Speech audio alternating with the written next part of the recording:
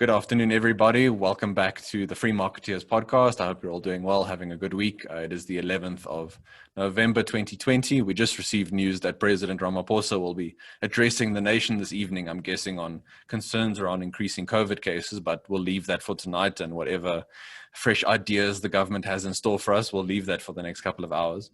In this episode, I'm joined by a very, very special guest, someone who I admire very much with his research, his insights, the sort of track record he's built over the years, someone who we work with closely at the Free Market Foundation. We're joined by Fred McMahon from the Fraser Institute. Fred, thank you so much for being here. Thank you, Chris, for inviting me, and let me compliment you and the Free Market Foundation. You do just terrific work in South Africa. If South Africa is to have a brighter future, you'll be a large part of the reason why. Thank you. We really appreciate that. And I mean, we do the work we do in the hopes that we can increase the quality of life of all South Africans, that economic freedom and prosperity isn't just the purview of the few.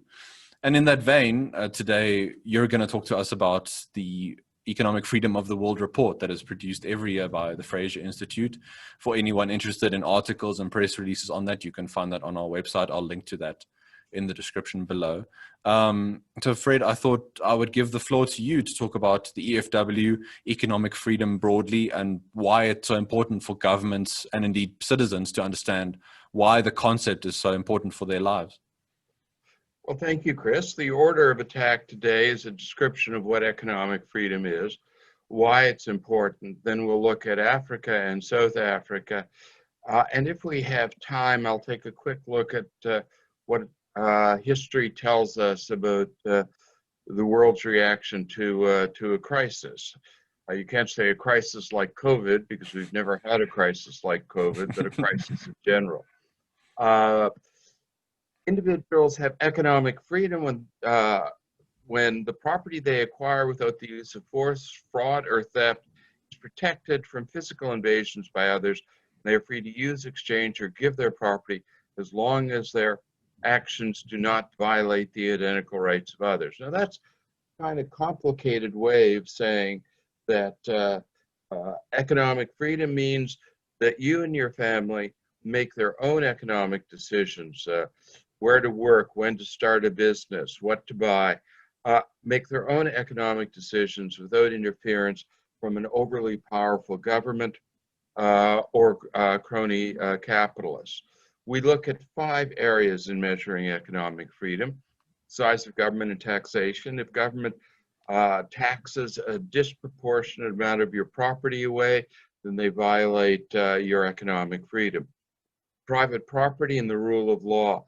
This is doubtless the most important of the 5 areas. It is the foundation for economic freedom, unless all individuals, regardless of whether they are rich or poor, weak or powerful, what group they belong to or what religion they follow, unless the rule of law protects all equally, the rich and the powerful will limit the economic freedom of those who are less powerful and poorer.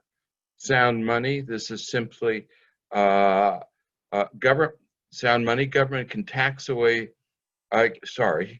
government can take your property away through inflation as easily as it can through taxation. So sound money means that your currency maintains its value and your property therefore maintains its value. Trade regulation and tariffs. People in South Africa should be able to buy and sell to anyone in South Africa and to anyone around the world.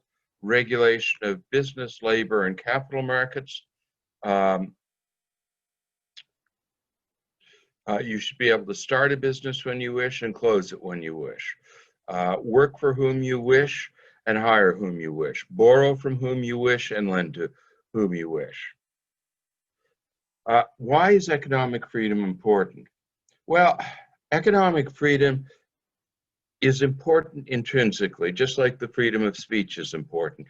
Individuals should have the right, the intrinsic right, to make their own decisions.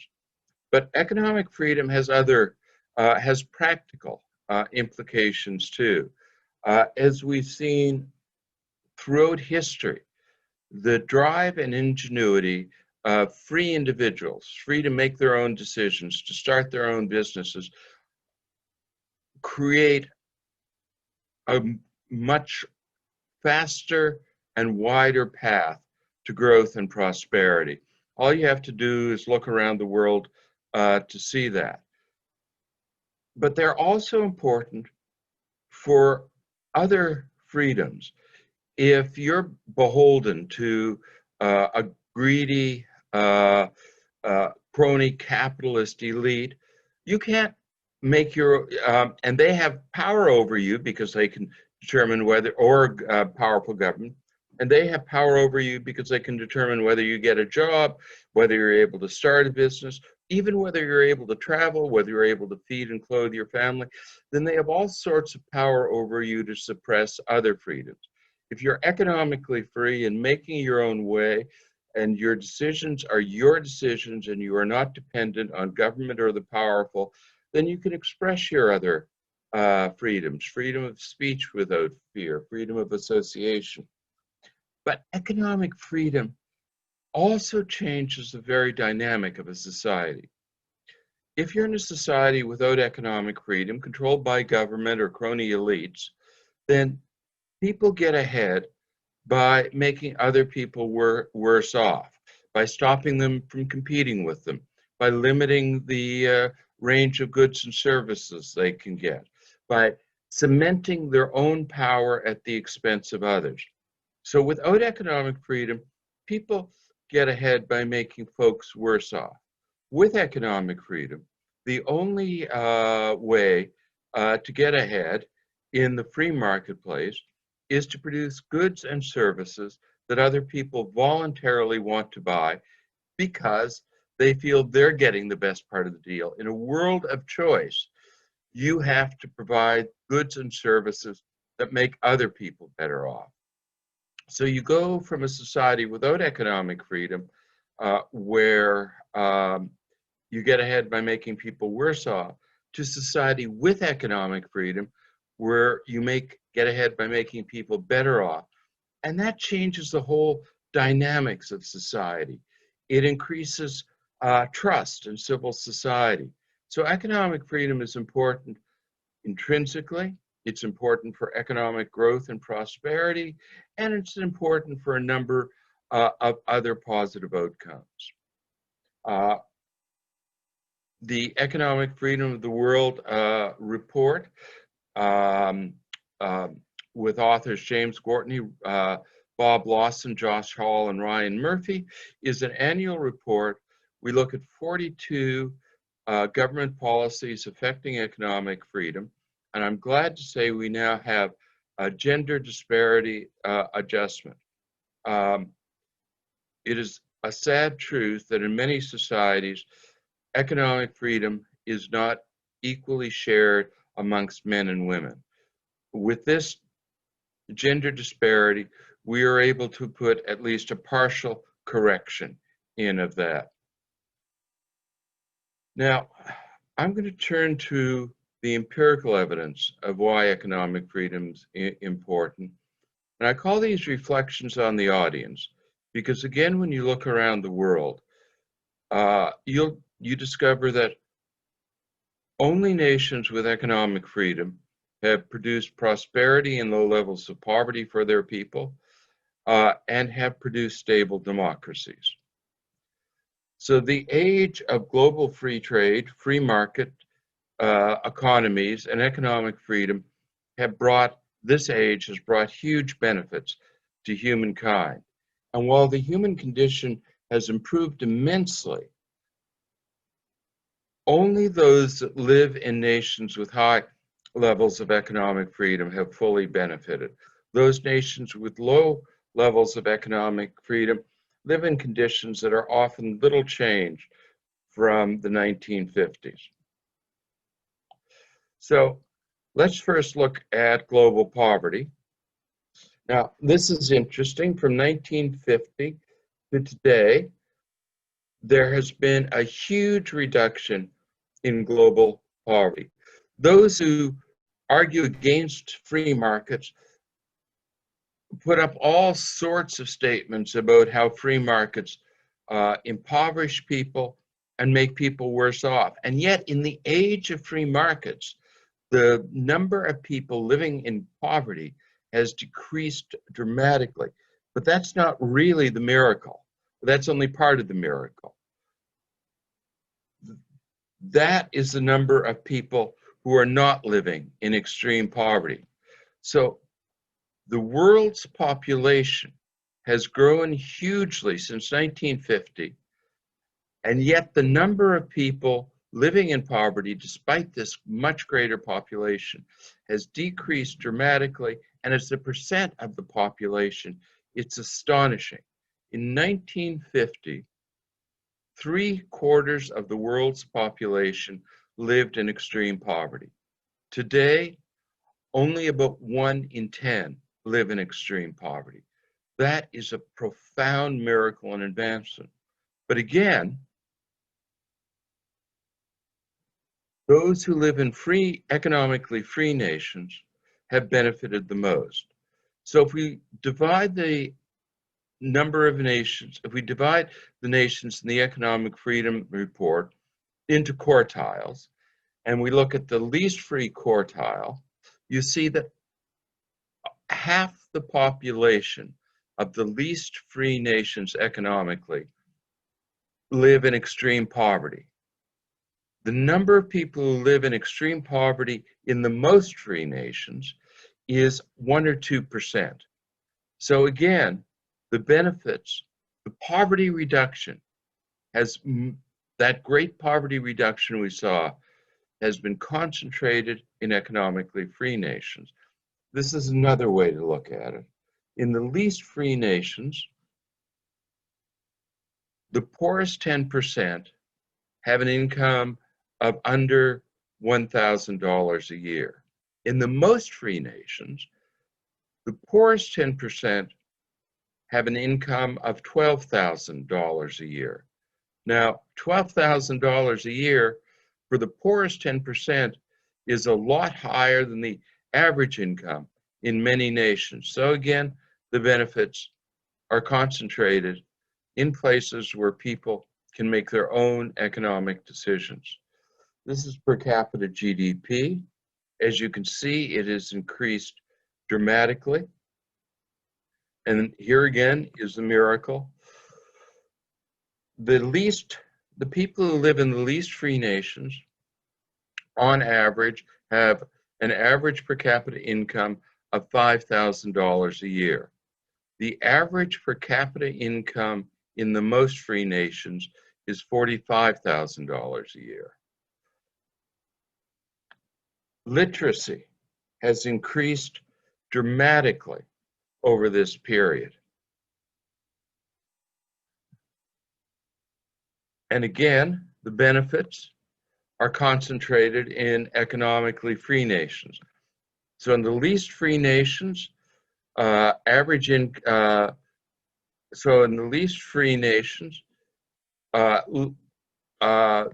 level of literacy is only about 75% of the population, and there's a huge gap between the literacy of men and women, girls and boys, where in the most free nations, there is almost no gap, and 95% of the population are literate. Life expectancy has increased dramatically. In 1950, the average person lived to be about 47 years of age. Now it's about 73 years of age. And again, the concentrations are in the most free nations. The least free nations, the average life expectancy is about 65. In the most free nations, it's about 81. Given that I am now over 65, I'm glad that I grew up in a nation with a high level of economic freedom in Canada. Now, this just puts in words what I was saying about how the benefits are captured in the most free nation. Now, one last thing before I move on. People who oppose free markets tend to now realize that free markets do, in fact, produce higher levels of prosperity. But they say, that doesn't matter. What really matters is life satisfaction, happiness. And who could be happy in a dog-eat-dog free market world? Well, as it turns out, levels of life satisfaction are considerably higher in free market economies, and much to the surprise of the sociologists who conducted what is becoming fairly extensive research on what causes happiness or life satisfaction, only two factors show up as causation, and that is health and economic freedom. If you get a raise and make more money, you're happier for a little while, and then you subside back to your previous level of happiness. But if you're healthy, you stay happier than if you're unhealthy. And most important from our perspective is it increases happiness because people actually want to be in charge of their own lives, want to make their own decisions. When you are powerless because of a crony elite or an overly mighty government and you can't make your own decisions, that has a deleterious effect on your level of happiness. Now we're going to look at some rocket nations. One argument that people will sometimes posit against economic freedom is, well, the nations that are economically free are rich and they've always been rich, so it's just a matter of inheritance. In fact, that's not at all true. Let's look at Asia as an example. Fred, if I can jump in quickly there, I'm Sure. assuming we're not going to talk about the rocket man from North Korea, right? No, we're talking about the true rocket people in South Korea. Okay, good. And this is a marvelous example. Korea Korea and Singapore were both dirt poor at the end of the Second World War. Both had been devastated and ripped apart with almost all their infrastructure destroyed. Horrible, horrible conditions. They were two of the poorest places on earth, and then Korea had to go through a violent civil war. So these were places that certainly did not start rich. This is the average level of economic freedom in Asia. As you can see, through the 70s and into the 80s, it grew, but then it stabilized. This is the economic freedom of Korea. And as you can see, it had a bit of a slow start, but then it took off and much surpassed the average level of economic freedom in Asia. And then Singapore, which has traditionally been the second highest rated nation in economic freedom, is way, way ahead of the Asian average and way, way ahead of South Korea. Now, what does that mean as far as income goes? Well, the average income in Asia hasn't really, it has increased, but it's still very low, only about $5,000 per person. But look what's happened to the average income in South Korea. South Korea went from a devastated economy, devastated and divided country, to having first world levels of prosperity. And because economic freedom encourages democracy, it also has first world levels of freedom and democracy. But then look at Singapore, a tiny spit of land, a city built on a swamp. Look what's happened to that with its high level of economic freedom. That's why I call it a rocket nation. So it's not inherited wealth, it's economic freedom that does it. And by the way, nations that have turned away from economic freedom go in the opposite direction. Believe it or not, in 1970, Venezuela was the 10th most economically free nation in the world, and it was the richest nation on a per person basis by far in all of Latin America, and this was before the oil price spike. In fact, the oil price spike in Venezuela was part of its undoing. The crony elites grabbed the oil prices, grabbed the oil wealth, and suppressed the rest of the population. And the crony capitalists paved the way for Hugo Chavez, and that you can now see the disaster that's happened there. Let's look at the European Union and Ireland. Ireland was long the poorest nation in Northern Europe. But Ireland moved past the EU average in economic freedom, and Ireland,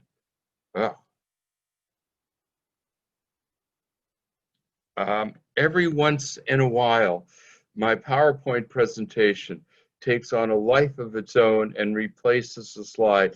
What you should see on this screen is Ireland below the level of economic prosperity in the European Union, and then taking off like a rocket ship, and also recovering. It was one of the worst nations hit by the financial crisis, and it's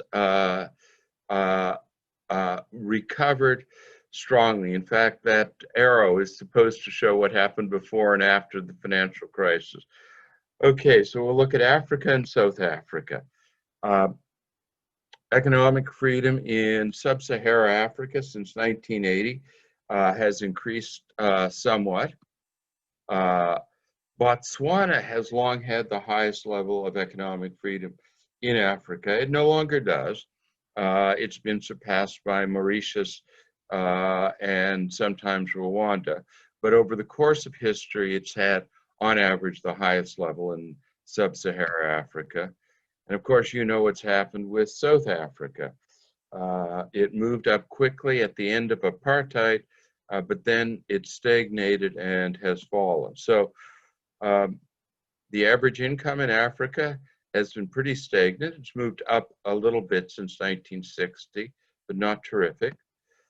And there we have another rocket nation. That's Botswana. Now, Botswana has diamonds, but there are a lot of African nations with a lot of resources, and only Botswana, with its economic freedom, has really used them to benefit the people. No one says, Nigeria, what a great rich nation because it has oil and gas. Botswana is a great rich nation, not because it has just diamonds, but because it has economic freedom and its people have been able to build. And there's the sad story of South Africa's average per capita income, now surpassed by Botswana, and pretty stagnant. Obviously a burst after the end of apartheid when economic freedom grew, but now unfortunately it's stagnant and perhaps even declining. Just going to show you the economic freedom of various regions of the world. We'll start with Africa, sub-Saharan Africa down there. Obviously North America with its high in economic freedom, which has propelled its prosperity. Similarly for the EU, very prosperous, a very high level of economic freedom, including in the Scandinavian states. People often try to say that Sweden and Denmark are socialist. That's not true. They may have large governments, but they can afford large governments because they're rich. In every other area of economic freedom, rule of law, regulations that are business and entrepreneur friendly, openness to trade, Scandinavian nations are at top of class in economic freedom. So Europe, with its high level of economic freedom, has produced prosperity. There we see Asia, or ASEAN, not all of Asia, and that's moved up in economic freedom. Now, I suppose, and there's the world, ASEAN used to be below it, now it's above it. And now I suppose we're going to see something that in a perverse sense might be thought of as good news for sub-Saharan Africa. The South America has declined to about the South African level, and the Arab world has declined below the South African level. So sub-Sahara Africa now for the first time can say it's not the region of the world with the lowest level of economic freedom. Fortunately, that has more to do with the problems in the Arab world than success in much of Africa. This is where South Africa stands. I mentioned there are 5 areas where we look at economic freedom, and we look at 162 jurisdictions. In size of government, South Africa is 107th. And that's even worse than it looks, because less wealthy nations typically have smaller governments. South Africa has the size of government that maybe Sweden could afford, but South Africa couldn't. And Sweden could afford it because if you went over to the legal system, instead of being 54th, Sweden would be 3rd or 4th. Now, 54th may not look bad, but that's really a failing mark. As a cornerstone of economic freedom, you need a legal system that's right at the top to produce wealth and prosperity. And Chris, you'd know more than I do, but my sense is that there's been some deterioration in the legal system in South Africa, so we might see that go down. Gender disparity. Now, our measure of gender disparity only captures legal restrictions on women. And there are 78 jurisdictions in the world with no legal restrictions on the economic rights of women. So South Africa is tied for first with 78 other nations. Unfortunately, this does not capture societal or cultural restrictions on women. Sound money, South Africa's 98th. Trade freedom, this is absurd. 113th out of 62. South Africa is not going to get rich by buying and selling to South Africans. It's going to get rich by buying and selling to the 7 or 8 billion people on the planet. And if you look at South Africa's location, it is ideally situated to do so. Regulation. Sorry, Fred, before you jump to the next one, it'll be interesting to see how, if at all, the introduction of the Africa Continental Free Trade Agreement impacts that trade freedom ranking. Of course, if all African countries sign on to it, but I know South Africa, the one sort of good idea coming out of South Africa lately is it seems the government is quite keen on that trade agreement. So maybe we'll see some improvement there. Now, actually, let me ask you a question about that, if I may. Oftentimes, regional free trade agreements are more often regional protectionist arrangements. How does the African deal look? So in terms of cross-border tariffs, regulations, that sort of thing, it looks at eliminating those. So in that regard, I think you could lay the same charge in that it's sort of inward-looking, but at least for me, maybe the saving grace in a way, I know it's a low bar, but is that it could help just lower the general cost of trade within Africa, the sort of movement of goods, the issues around bribery and corruption at the borders, that kind of thing. I think it's focused on increasing the flow of goods. If you can talk about sort of blood flow in a body, it's looking at unclogging those arteries in a way. I think it will, if all the African countries sign on, and I think Nigeria still hasn't, so that's obviously a big one that needs to ratify this agreement. If someone like Nigeria signs on, then you can have Africa maybe looking at negotiating with the EU, with the US and Canada, with the Asian countries, that sort of thing, and then looking at trade agreements more broadly. But I think for now, it's focused on increasing intra-Africa trade. Well, that would be an advance. As you probably know, the two regions in the world with the smallest level of intra-regional trade are sub-Saharan Africa and the Arab world. Mm-hmm. So at least opening to the broader market would be an advance. So dividing up regulation into 3 areas. In credit regulations, South Africa is 52nd. Labor regulations, 81st. And this labor regulations are tremendously important.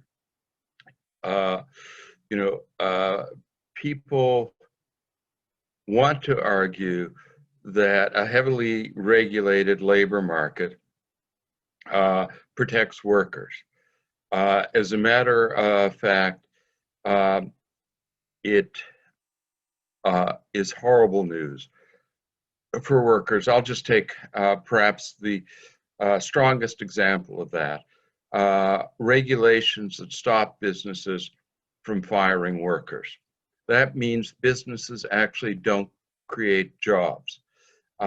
If when you hire someone, you cannot fire them, even if your business collapses or they're a bad employee, you tend not to hire anyone because you're stuck with them forever. And in fact, people can be driven into bankruptcy paying employees in a downturn that they cannot afford to pay.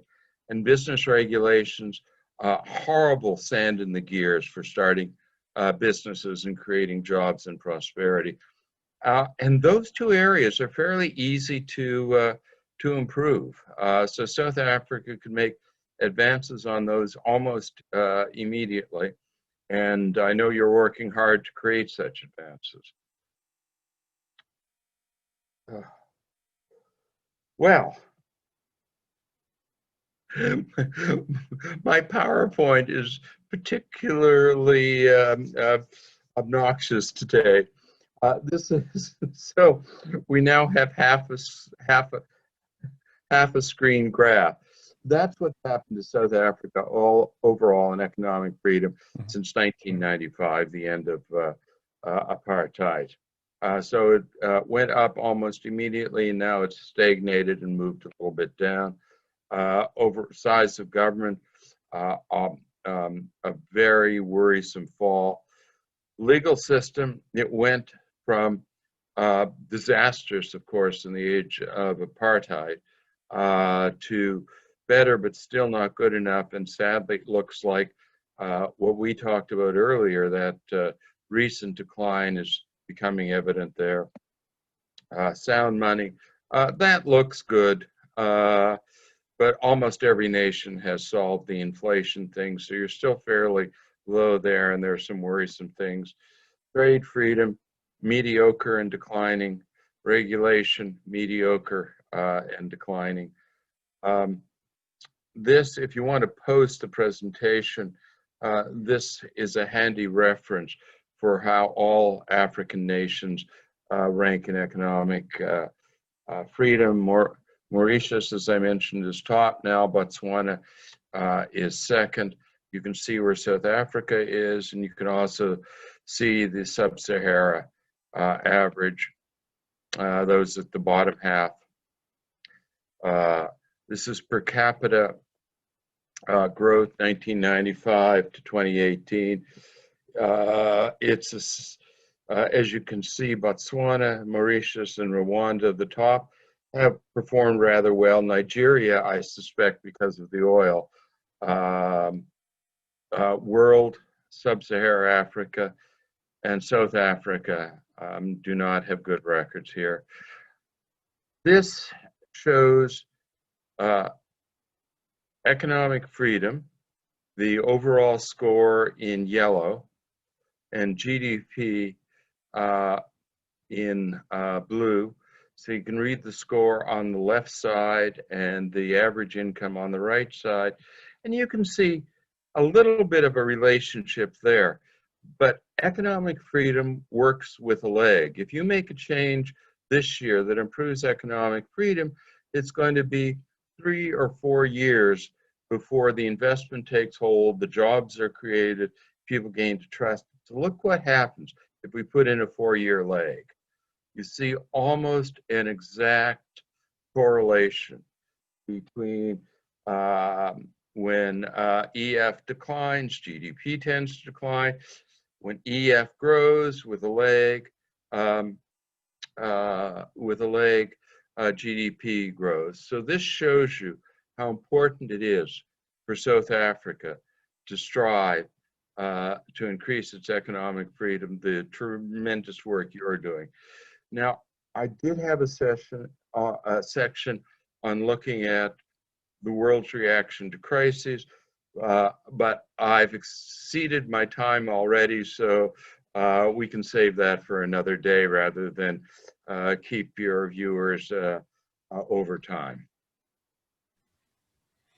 I mean, yeah, I have a few questions that jump to mind. Well, first of all, thanks for that. I think a wealth of information, and for people, you know, who sometimes when we talk about maybe what strikes people as abstract concepts like economic freedom, they don't always realize how it impacts their lives. But here you can see in the hard data, in the hard numbers, the more economic freedom your country has, the better off people's quality of life tends to be. Of course, there's all sorts of factors involved and variables, but it's a general, you know, that's sort of how it works. So I just thought I'd ask you just about COVID. I'm assuming what you talked about, the lag and that sort of thing, your general, I guess, impression, if you would like to touch on that for a minute or two, just how lockdowns will influence, I guess, economic freedom in the years to come. Of course, we know the impact has been hard this year, but how you think it'll impact what the EFW shows us maybe in 5 years' time or 10 years' time.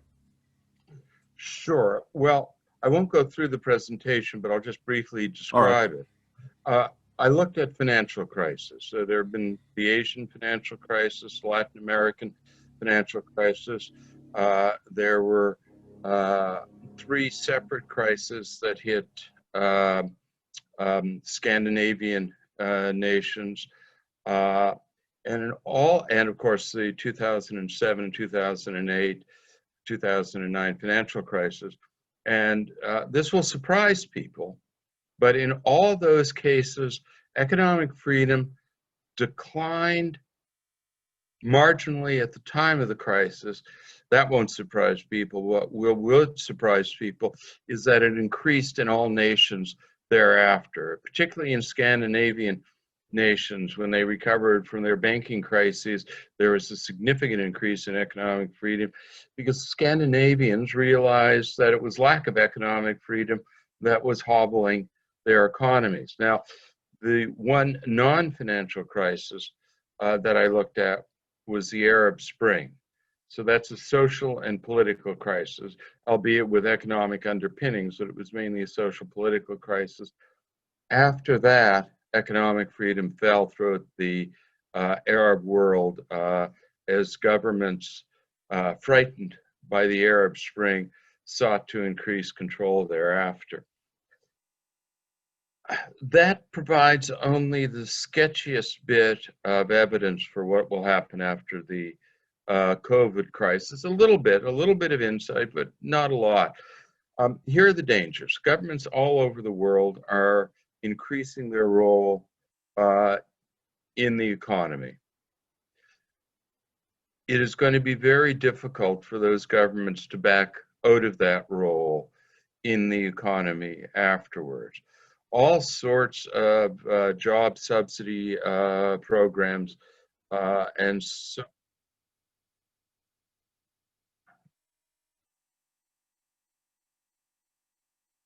Hi, sorry, something happened there. All sorts of job subsidy programs and so on.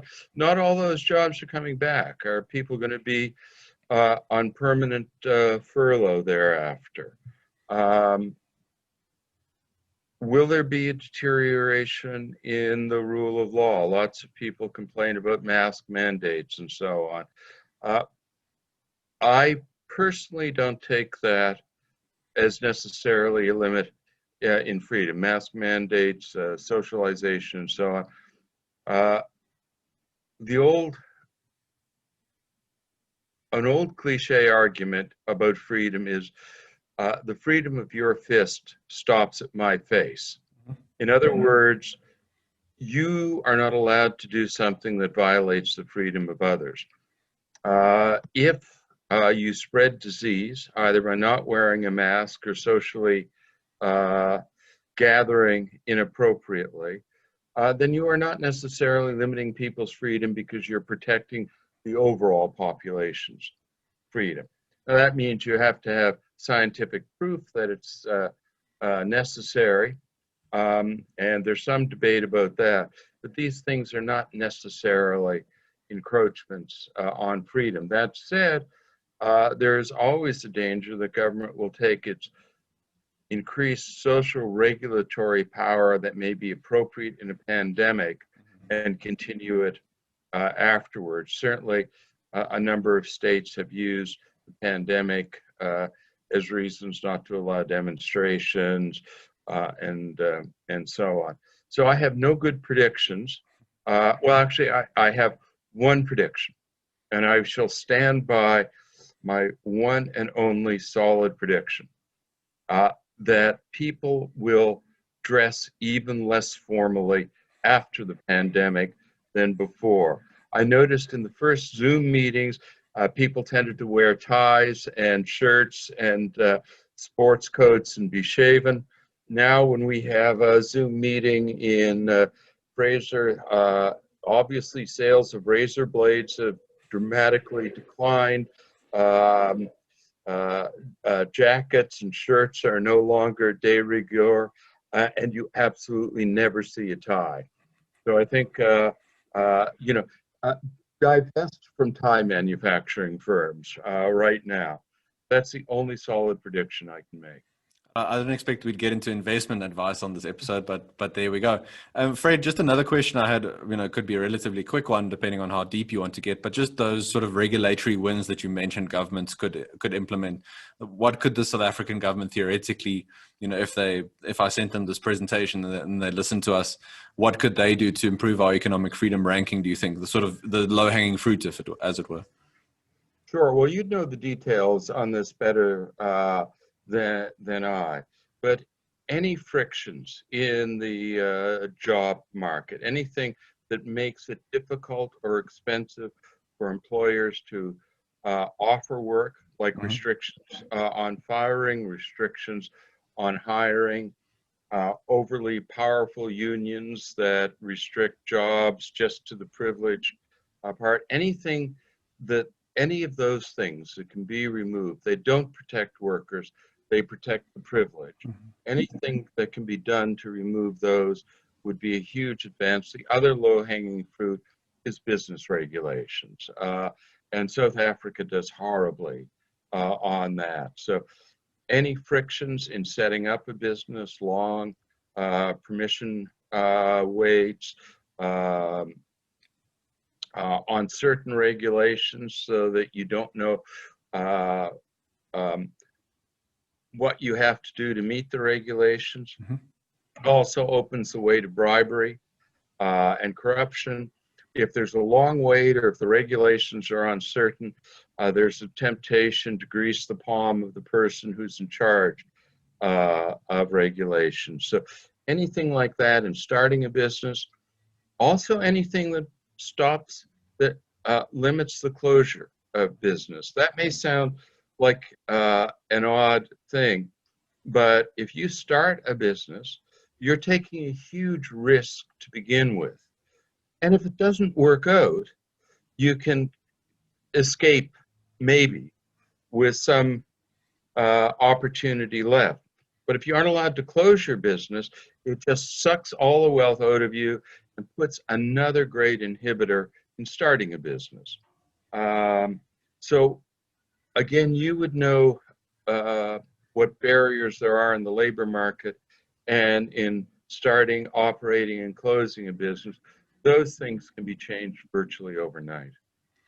With an unemployment rate of 42% after the second quarter of this year, you would think government will be keen to take any radical steps, but at the moment, the biggest focus is on a mass infrastructure drive. That seems to be the so-called silver bullet that they think is going to solve everything. But again, for infrastructure, you need capital formation and capital investment. And in that regard, you need to make it easy for people to invest. So we also, of course, have the big challenge of expropriation without compensation. So you touched on property rights. So if the government decides to amend Section 25 of the Constitution to allow for expropriation without compensation, I'm sure that will have all sorts of deleterious effects, not just on our ranking. I mean, that's just sort of a number on a piece of paper. But when you look at it translated into people's lives, the ranking impacts their quality of life. But I think those were the main questions I had for you. I'll give you the last word. Any sort of parting thoughts you might have for the viewers and the listeners? No, I'll just make a quick comment on the land business. In many cases, land reform is important and appropriate. But that's land reform.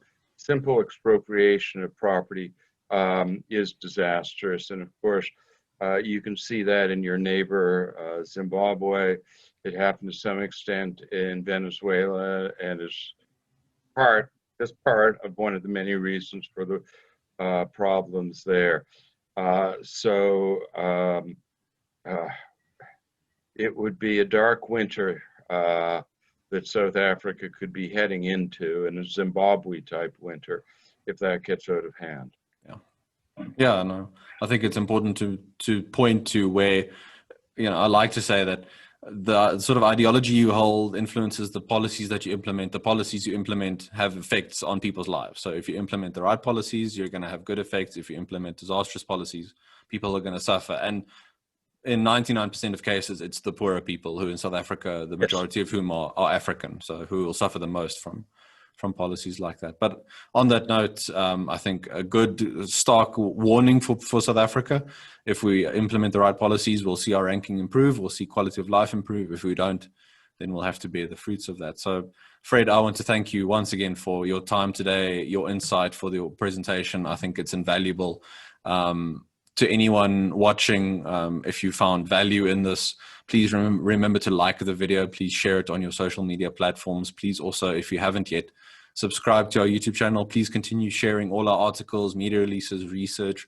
We greatly value the support that you give to us, especially in this very difficult year.